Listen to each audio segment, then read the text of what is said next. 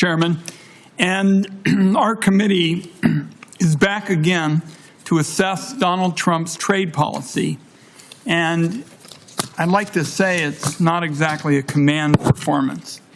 Our country is now stuck in an endless trade cycle that Donald Trump has no idea how to escape.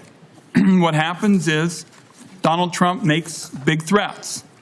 Then he imposes massive tariffs.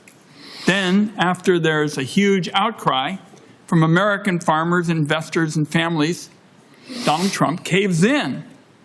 And that starts the chaos all over again, having accomplished virtually nothing except damaging Americans' sacred credibility. With all this thrashing around, we're still worse off today than we were before Donald Trump took office, and this was documented this morning in several press articles. Prices are higher. Supply chains are in disarray. And nobody can feel very confident about what the rules will be in 3 months or what markets will still be slammed to our exporters. So just for a moment, I'll reflect on the much ballyhooed trade deal Donald Trump announced with China. After lots of bluster, the end result is Donald Trump has put an additional 30% tax on everything Americans buy from China. That's still one of the biggest tax increases on working families ever enacted. In return, Donald Trump got a promise to have more talks sometime in the future. In other words, America got nothing. Meanwhile, real people in America have been harmed by Trump's game of chicken. Trump's tariffs are increasing or threatening supply chains for all kinds of essential industries, including healthcare.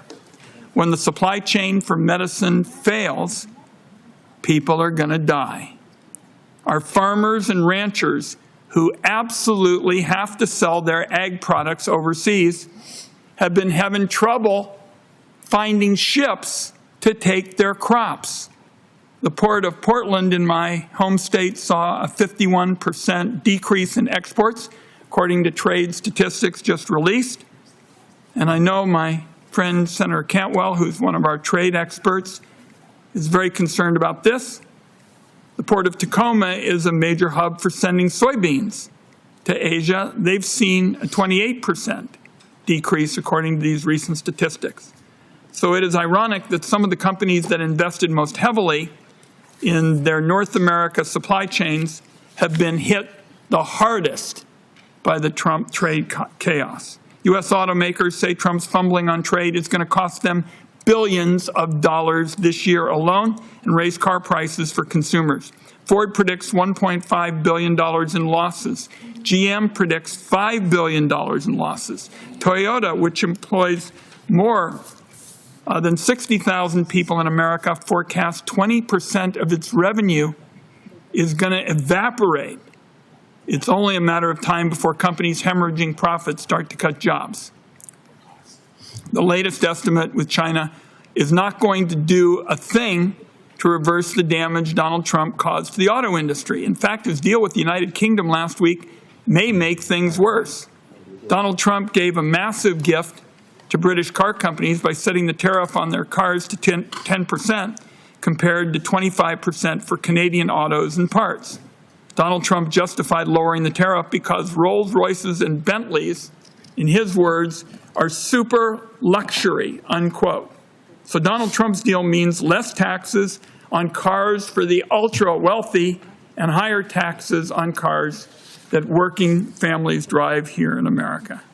Now, I voted for the bipartisan U.S.-Mexico-Canada trade agreement in Donald Trump's first term because in this room, colleagues, Democrats and Republicans worked together for months to put together a bipartisan proposal, and we were able, I think Senator Crapo remembers this, we won the votes of senators who had never voted for a trade agreement because we put in all that time to work together. And so it shows you can make progress in a bipartisan way if you want to. This time around, the only option on offer is tariffs.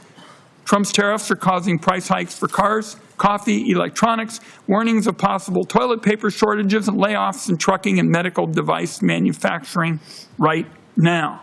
All over the world, those who have been reliable trading partners with our country are saying not anymore.